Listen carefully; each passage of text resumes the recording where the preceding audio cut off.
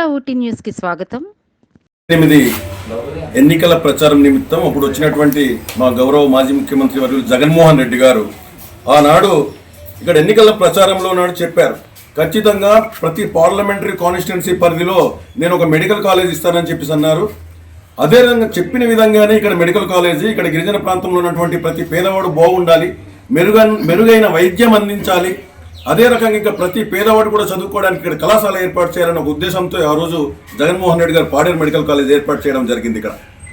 అయితే అక్కడ ఉన్నటువంటి 256 పోస్టులు, అవుట్సోర్సింగ్ పోస్టులు కూడా ఈరోజు జనరల్ నోటిఫికేషన్ ఇచ్చేసి ఈరోజు గిరిజన ప్రాంతంలో ఉన్నటువంటి నిరుద్యోగ యువకులందరికీ కూడా ఈరోజు అన్యాయం చేస్తూ జనరల్ నోటిఫికేషన్ తీసుకొచ్చేసి ఎవరికైతే మెరిట్ ఉందో వాళ్ళకే ఇస్తామని చెప్పడం తీవ్రమైనటువంటి అన్యాయం జరుగుతుంది ఇక్కడ గిరిజన ప్రాంత నిరుద్యోగ యువకులకు అని చెప్పేసి కూడా ఈ సందర్భంగా తెలియజేస్తూ, ఈ పాడేరు మెడికల్ కాలేజీ నిర్మాణంలో ఈరోజు మా ప్రభుత్వ హయాంలో 60 నుంచి 70% శరవేగంగా పనులు పూర్తయితే ఈరోజు కూటమి ప్రభుత్వం ఏర్పడిన తర్వాత గౌరవ మాజీ ముఖ్యమంత్రి వర్యులు జగన్మోహన్ రెడ్డి గారికి ఎక్కడ మంచి పేరు వస్తుందో ఈ గిరిజన ప్రాంతం నుంచి ఇంకా అంటే ప్రతి సందర్భంలో కూడా గిరిజన ప్రాంతంలో ఉన్నటువంటి గిరిజనులందరూ కూడా జగన్మోహన్ రెడ్డి గారు అలాగే గతంలో అనే తండ్రి రాజశేఖర్ రెడ్డి గారి వెంట నడిచినటువంటి పరిస్థితి.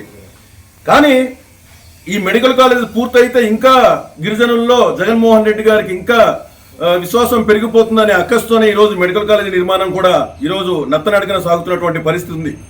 కాబట్టి మీకేమైనా చిత్తశుద్ధి ఉంటే గిరిజనుల పాలిట మీకేమైనా చిత్తశుద్ధి ఉంటే ఖచ్చితంగా ఇక్కడ ఉన్నటువంటి నత్తనడకన సాగుతున్నటువంటి మెడికల్ కాలేజ్ పనులు కూడా శరవేగంగా పూర్తి చేసి ఇక్కడ కాలేజ్ విద్యార్థుల సీట్లు కానీ అలాగే ఇక్కడ ఉన్నటువంటి ఏదైతే రోగులు ఇబ్బంది పడుతున్నారో అక్కడ షిఫ్ట్ చేసి ఖచ్చితంగా రోగులందరూ కూడా న్యాయం చేయాలని చెప్పేసి మిమ్మల్ని డిమాండ్ చేస్తున్నాం.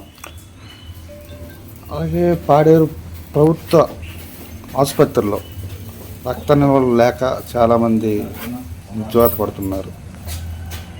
దీనికి సంబంధించి మేము ప్రతి సందర్భంలో కూడా ఎవరికి బ్లడ్ కావాలన్నా సరే మేము మా కార్యకర్తల ద్వారా మా యువత ద్వారా మేము ప్రతి ఒక్కరికి అందించే కార్యక్రమం అయితే మేము చేస్తున్నాం. మాకు పర్సనల్గా ఫోన్ చేసినప్పుడైతే మా సేవలు మేము అందిస్తున్నాం. నేను సూపరింటెండెంట్ గారితో కూడా గతంలో చెప్పాను, ఖచ్చితంగా అన్ని గ్రూపులకి సంబంధించి అన్ని బ్లడ్ గ్రూప్స్ కూడా ఇక్కడ నిల్వ ఉంచాలని చెప్పేసి నేను చెప్పడం జరిగింది. కానీ ఎమర్జెన్సీ అయితే ఖచ్చితంగా కొంతమందికి మీరు విశాఖపట్నం నుంచే తెచ్చుకోవాలనేటువంటి పరిస్థితులు ఈరోజు సూపరింటెండెంట్ గారు ఇక్కడ అంటే వెళ్ళిపోయిన సూపరింటెండెంట్ గారు చెప్పారు. కానీ మనమే ఇక్కడ ఉన్నటువంటి స్థానికంగా ఉన్నటువంటి యువత చేత మనం బ్లడ్ కూడా మనం ఎప్పటికప్పుడు ఎవరికి అవసరమైనా సరే మనం ఆ ఏర్పాట్లు కూడా చేయడం జరుగుతుంది.